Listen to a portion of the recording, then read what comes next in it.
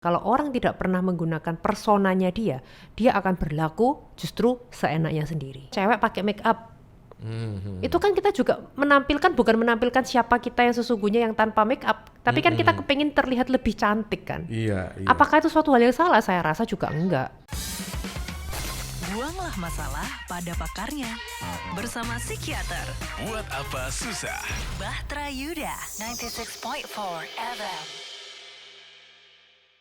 Lama-lama ya dok ya. Sekarang ini kan dunia medsos itu semakin semakin liar gitu ya perkembangannya ya, nggak bisa dibendung gitu, semakin bebas dan orang bisa menampilkan, makanya ada fenomena flexing, ada fenomena macam-macam gitu ya, hal-hal yang mengagetkan, oh ternyata dia nggak seperti itu gitu. Nah ini kan tidak lepas, saya masih ingat lagu zaman lama itu ya, dunia ini panggung sandiwara.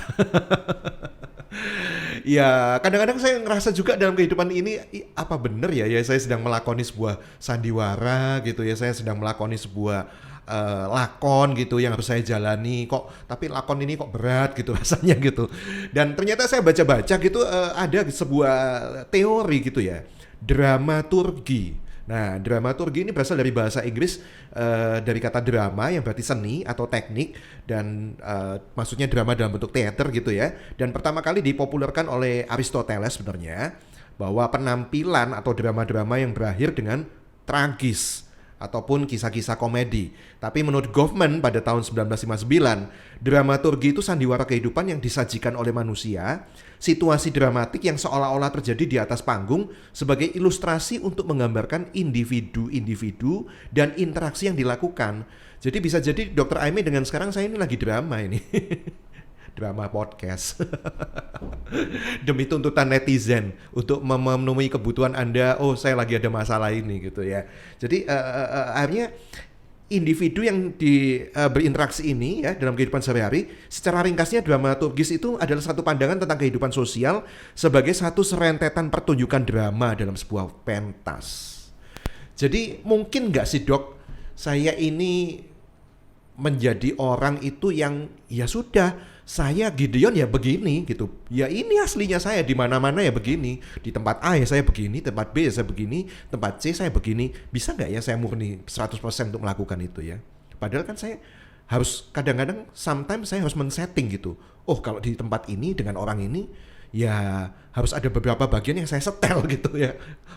Mungkin pakai topeng gitu lah, gampangannya gitu. Gimana dok pandangan Anda? Ya itu ya, kalau yang saya pelajari itu namanya teorinya persona.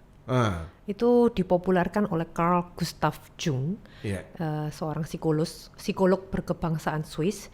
Dia mempopulerkan tentang istilah persona. Persona adalah topeng yang ingin kita tampilkan kepada orang lain. Bagaimana orang lain menilai kita. Ya, jadi itu yang dinamakan dengan persona. Tetapi ketika kita berada di rumah, atau mungkin ketika kita sendirian dengan orang terdekat kita, itulah orang yang paling tahu siapa kita sesungguhnya tanpa persona itu tadi, tanpa topeng itu tadi. Biasanya yang tahu ya adalah orang terdekat kita. Apakah itu salah kalau seandainya kita menggunakan persona? Sebenarnya tidak. Coba bayangkan ya, kalau orang tidak pernah menggunakan personanya dia akan berlaku justru seenaknya sendiri. Ya nggak sih? Yeah. Karena sebenarnya setiap daripada kita tuh memerankan peran kita masing-masing. Tadi sekilas saya baca tentang dramaturgi, ada contohnya misalnya si F ya. Si F ini dia dramaturginya dia adalah sebagai seorang mahasiswa. Iya. Maka dia akan dandan seperti mahasiswa, bawa buku, bawa laptop, bawa pena, karena dia berperan sebagai mahasiswa. Ya. Begitupun pula misalnya saya, Dr. Aimee, saya berperan sebagai seorang dokter dan psikiater. Mau nggak mau ya saya harus menjalankan peran saya, persona saya sebagai dokter dan psikiater. Ko Gideon sebagai pasien, presenter, enggak lah, sebagai presenter radio rohani. Lah ini konteksnya ya kan, mau nggak mau juga akan seperti itu. Setiap daripada kita tentunya memiliki peran masing-masing. Ada yang berperan sebagai ayah, sebagai suami, ada yang berperan juga sebagai istri, sebagai mama, ya kan. Setiap daripada kita tuh menjalankan peran kita masing-masing. Ya, apakah itu salah? Enggak, sebenarnya nggak salah. Itu kan contohnya misalnya juga kayak K-pop, menjadi seorang idol. Mereka dituntut untuk menjadi itu sebuah bisnis entertainment yang dituntut menjadi misalnya yang berbeda dengan aslinya gitu. Nah, gimana itu? Ya, di satu sisi selama itu positif sebenarnya nggak apa-apa. Tetapi hati-hati. Kalau itu sudah sampai berbeda jauh dengan siapa Anda sesungguhnya. Ya. Kalau udah berbeda jauh, sebenarnya Anda nggak begitu, tetapi di depan seperti itu, menurut saya itu kita bilangnya sih munafik ya, hipokrit ya.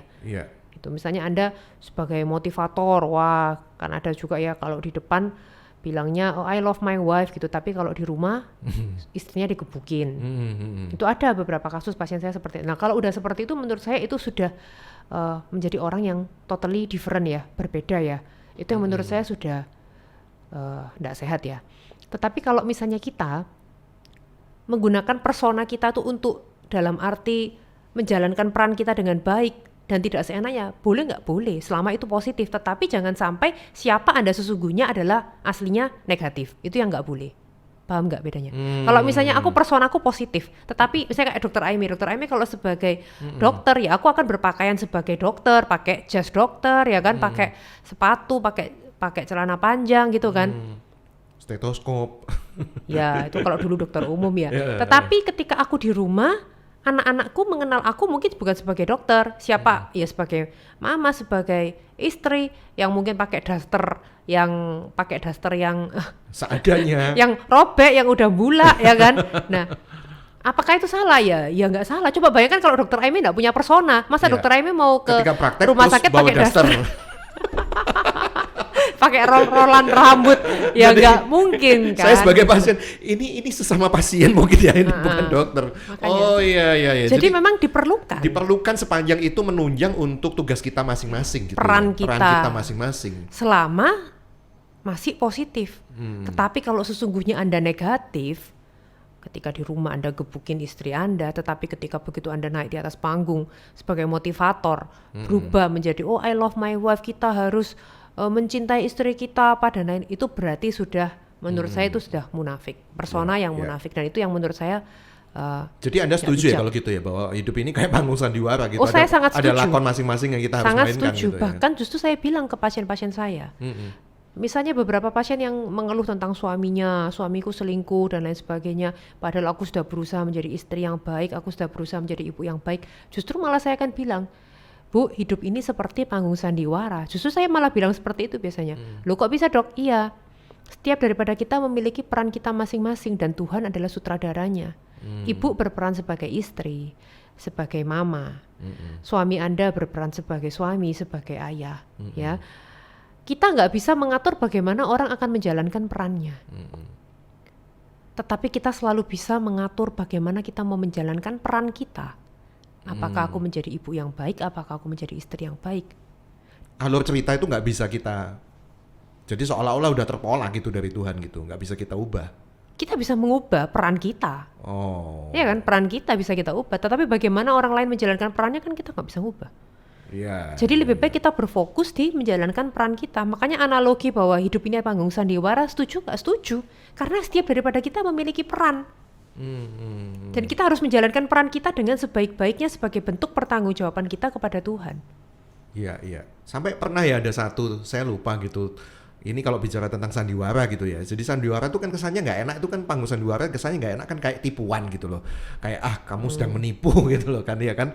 Dan memang menipu, maksudnya dia itu kebetulan artis dan selalu karena mungkin mimik wajahnya cocok untuk peran antagonis yang jahat, dipikir dalam kehidupan sehari-hari juga begitu gitu. Ya, makanya ketika yang aslinya dia positif tapi dicitrakan selalu negatif gitu kan. Ya beberapa filmnya terus-terusan jadi negatif terus gitu.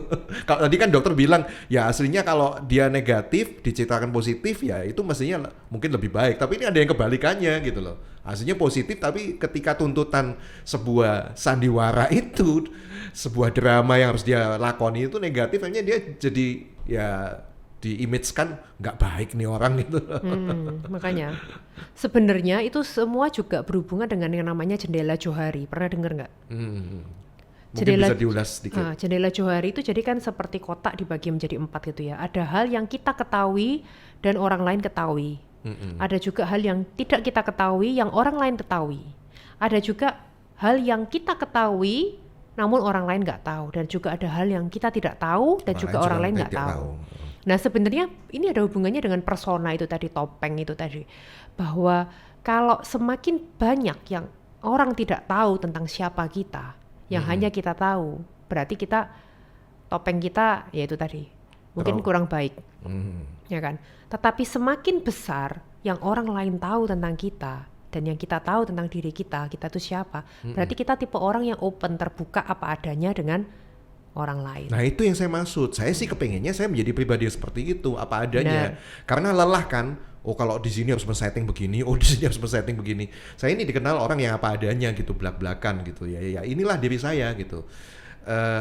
Tapi itu pun tidak memungkinkan bahwa saya juga tidak satu saat men-setting diri saya gitu. Nggak, kita pasti akan ada persona. Secara teori pasti ada, cuman tinggal levelnya aja seberapa. Betul. Kalau nggak gitu ya cenderung betul tadi Dokter Emi, sakarepe dhewe lah, bahasa Jawanya kayak gitu ya. Kita seenaknya sendiri gitu, artinya yang cenderung malah merugikan orang lain. Benar. Gitu ya. Gimana itu suatu settingan. Saya ingat saya pernah lihat di postingan Ana Avanti ya, kan saya follow Ana Avanti.